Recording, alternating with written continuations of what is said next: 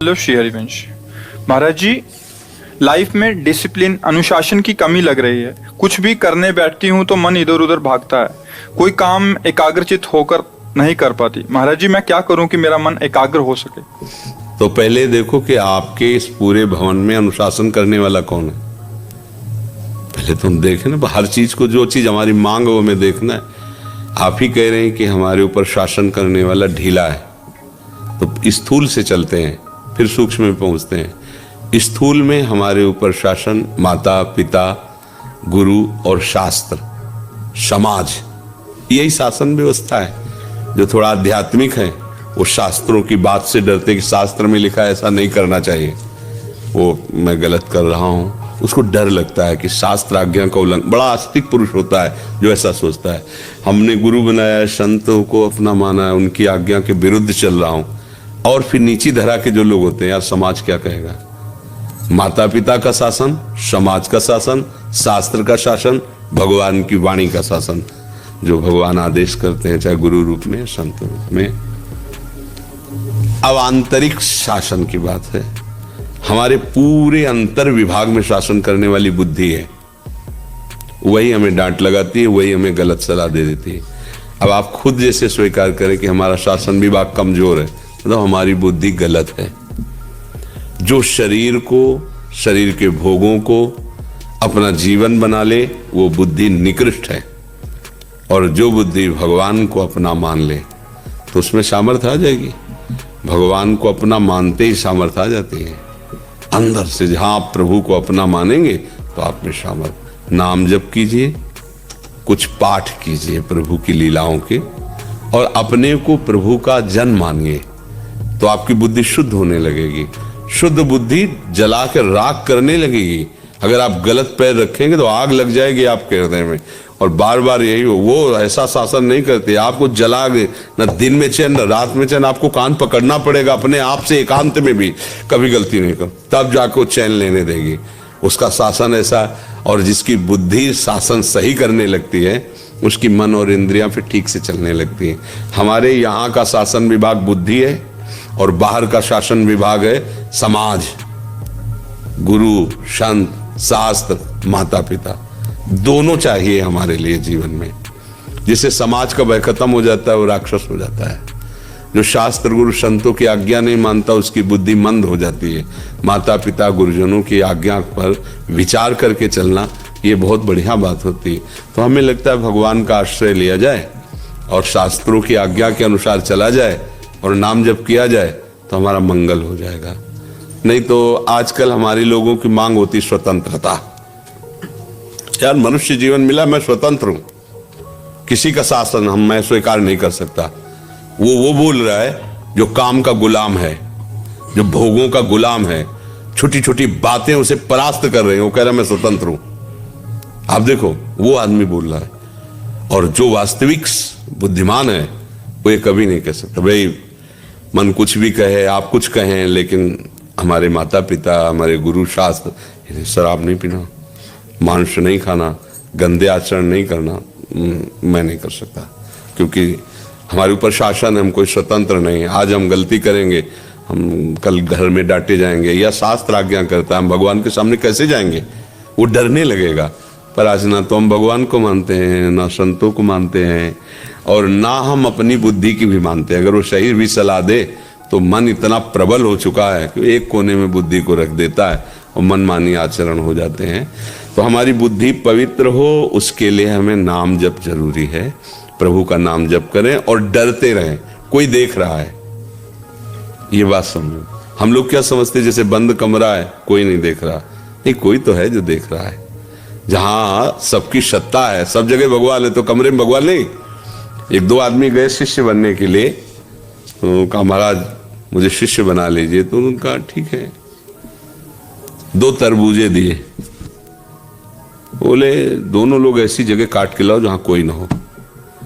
तो एक गया, 1 आध घंटे में काट के ले आया। एक पूरा शाम हो गई और सीधे चाकू और तरबूजा ला के रख दिया। क्यों? काटने वाले से कहा कि तुम बहुत जल्दी आ गए थे। बोले हम एक जगह गए, पहाड़ के पीछे गुफा थी, आसपास देखा कोई नहीं, काट के ले आए। आप तो बोले महाराज मैं जहां भी गया तो मुझे लगा भगवान तो देख ही रहे ना, दिन है, सूर्य है, दिशाएं हैं, पृथ्वी है, सब भगवान तो देख ही रहे ना। हमें कोई ऐसी जगह नहीं मिली जहां कोई न देख रहा हो, इसलिए मैं आज्ञा पालन करने में असमर्थ। बोले तुम शिष्य बनने के अधिकारी। उसे कहा जाओ तरबूज खाओ जाके। तो हम लोग जब भगवान को नहीं डरते तभी तो पाप होता है। यार बंद कमरा कोई नहीं है, या अमुक जगह खाली सुनसान स्थान नहीं, उस समय भी वो देख रहा है जो न्यायाधीश है, जो तुम्हारा दंड कर देने में समर्थ स्वामी है, वो देख रहा है। अगर ये बात तुम मान लो तो तुमसे पाप होगा ही नहीं। पर ये बातें मानते कहाँ है अपने लोग, और ये वही मानते हैं, ऐसा नहीं कि सब नहीं मानते, वही मानते हैं जो भगवान का भजन करते हैं, डर जाते हैं। नहीं, ऐसा नहीं कर सकता। देखो सदन कसाई जी का चरित्र आता है।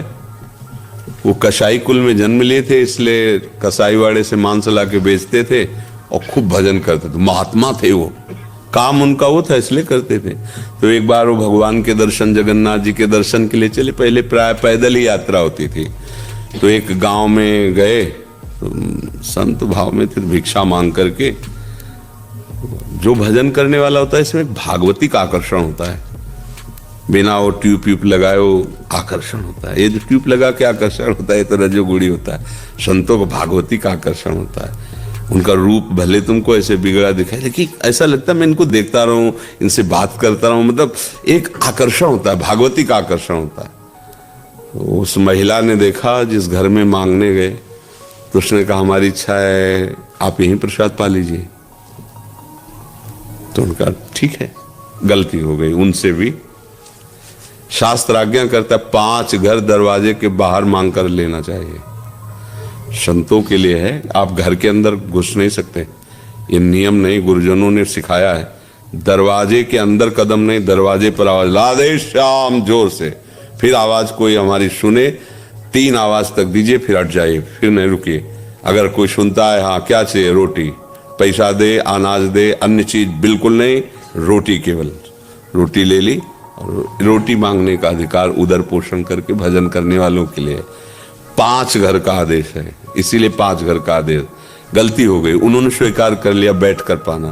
संत हृदय थे, उनका चलो बड़ी श्रद्धा से कह रहे, तो आप कहाँ जा रहे हैं? वह जगन्नाथ जी के दर्शन करने जा रहे हैं। थोड़ा समय रह गया, कहीं ना कहीं तो रुकेंगे ही, आज हमारे घर में रुक जाइए। गलती हो गई, ये दूसरी गलती हो गई। विरक्त को कभी किसी गृहस्थों के आसनों में शयन नहीं करना चाहिए। अगर कभी उसको शयन करने का भी भाव बने तो घर के बाहर अगर कोई निवास स्थान जैसे चप्पड़ पड़ा है या ऐसे, नहीं तो देवालय, गांव के किसी देवालय में रोटी मांग ले, खा ले, देवालय में सुरक्षित जीवन। अगर कभी उनके आसनों पर शयन करने का तो कभी नहीं, क्योंकि उनके आसन परमाणु है ना उनके गृहस्थी के। ऐसा नहीं होगा कि हम बैठ गए जाके तुम्हारे पलंग में, तुम्हारे तरफ नहीं, जमीन पे आसन लगाओ, जमीन पे बैठो, वो गृहस्थों का। अगर ऐसा कुछ है तो साधु का मंडल में गंगा जल रखते थे, जल डाल लिया, आसन अपना बिछा लिया, कुछ क्षण के लिए बैठ के, शयन नहीं। शयन तो बाहर, घर के बाहर जैसे छप्पर पड़ा है, ऐसे घर के बाहर भी बारंडे होते हैं ना, खुले चौड़े पे होना चाहिए, कमरे में ऐसे नहीं, ऐसे किसी गृहस्थ के। दूसरी गलती हो गई। अब ये गलती उनकी कृपा से, मतलब दयालु हृदय थे, तो कोई श्रद्धा से कहे तो लगता क्या है भाई, खा लेते, शाम रात्रि में सो लेते, सुबह चले जाएंगे। अब रात्रि में वो स्त्री आई उठ करके, उसके अंदर मलिनता भाव आ गया था, उसने अपनी बात प्रकट की। तो उन्होंने कहा तुम्हारा पति है, तुम ऐसी निकृष्ट बात क्यों सोचती हो? उसने सोचा इनका कहने का मतलब पति है, तो जाकर उसने पति को मार दिया। कामांध पुरुष कुछ भी कर सकता है, पति को मार। आए बोले पति को, अरे बोले महत अपराध, तू निकृष्ट स्त्री, ऐसी कैसी तेरी भावना हो गई? कस के दबकाया और बाहर निकलने लगे। तो उसने रोका, उनका समझते हो अगर मैंने शोरगुल मचा दिया तो तुम जिंदा नहीं रहोगे यहां से। तो उनका मृत्यु स्वीकार है, लेकिन गलत आचरण नहीं। ये देखो धर्म पे जो चलने वाले, उसने हल्ला बचा दिया। अब वो तो स्त्री, ये देखो इनको साधु समझकर रात में रोका, लेकिन रात में इन्होंने हमें छेड़ा तो हमारा पति विरोध करने लगा, इन्होंने पति की हत्या कर दी और मुझे छेड़ने के लिए तैयार है। वो तुम्हें हल्ला मचा दिया, आप लोग आ गए। गांव के लोगों ने उनको पिटाई की और बंधन डाल के सुबह राजा के पास ले गए। राजा ने देखा, उसने कहा कि हम आपकी ही स्वीकृति से दंड देंगे, पर आप बताइए क्या आपने अपराध किया है? तो संतों की भाषा समझना केवल संत ही समझ। तो उनका बिना अपराध के दंड कैसे हो सकता है? कोई न कोई अपराध तो होगा, इसीलिए भगवान ने मुझे पवित्र करने के लिए दंड दिया है। अब वो समझ नहीं पाए इस भाषा को। भाई वो संत है, वो समझते कोई न कोई पाप किसी जन्म का तो है ही जो हमें फंसा के पिटवा रहा है। तो उन्होंने कहा कि इनके हाथ काट लिए जाए।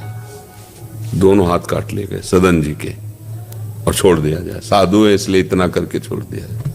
हाथ काट लिए गए दोनों। जगन्नाथ जी रुके नहीं और जगन्नाथ जी के सामने जाके कहा, आप तो सब जानते हैं ना, पर प्रणाम करने की इच्छा थी पर हाथ ही नहीं है। तो अब प्रणाम करने के लिए, दंडवत करने के लिए हाथ का भी तो सहारा चाहिए ना, चाहे पंचांग चाहे साष्टांग। और पहली मुद्रा तो प्रणाम की यहीं से शुरू होती है, हाथ जोड़ा फिर लेट गए ऐसे। तो जी ही ऐसे जोड़ने के लिए किए तो नए हाथ जग गए, हष्ट पुष्ट तेज संपूर्ण जागृत हो गया। जो वो मारपीट हुई है एकदम स्वस्थ शरीर तेजस्वी। धर्म से चलने वाले की थोड़ी सी आपको लगेगा कि डाउन हो रहा है, कभी डाउन नहीं हो सकता। अब अगर सोचो भगवान का आश्रय ना होता तो फेल होने में देर लगता है कि यार दुनिया जान जाएगी, इसलिए नहीं। जो भगवान का आश्रय लेता है, देखो कैसा बुद्धि का शासन कि मृत्यु का समय आ रहा फिर भी अधर्म नहीं। मृत्यु के समय लोग मार डालते, राजा फांसी में चढ़ा देता। अच्छा, धर्म ये कहता है कि हमारे ही कर्मों का कोई ना कोई फल होगा, इसलिए उन्होंने उसी सिद्धांत को कहा। जैसे धर्म बैल रूप में था और कलयुग गाय को मारा और फिर पैर तोड़ रहा था धर्म के। तो परीक्षित जी ने पूछा बैल से कि कौन तुम्हें मार रहा है? तो साक्षात धर्म थे। बोले इसका सही निर्णय नहीं कर सकते, मेरा कर्म मुझे दंड दे रहा है कि काल दंड दे रहा है। आप राजा खुद विचार कर ली, समझ गए साक्षात धर्म है। धर्म ये नहीं कहता कि कोई दूसरा कष्ट दे रहा है, मुझे जो कष्ट मिल रहा है वास्तविक बात है ये मेरे किसी कर्म का दंड मिल रहा है। आज हम जो दंड भोग रहे हैं इसमें निष्पाप हो सकते हैं, लेकिन पीछे जो हमने पाप किया है वही आके आज हमें दंड दे रहा है। तो इसलिए शासन तो वही स्वीकार कर सकता है जो भगवान का आश्रय लिए, शास्त्रों का आश्रय लिए, भक्तों का आश्रय लिए, जिसकी बुद्धि पवित्र है। नहीं तो फिर तो शासन कहाँ मन स्वीकार, बड़ा उच्छृंखल मन है, चाहे लाख समझाओ समझ में नहीं आता। भगवान का आश्रय होगा तो ही संभल पाएगा जी।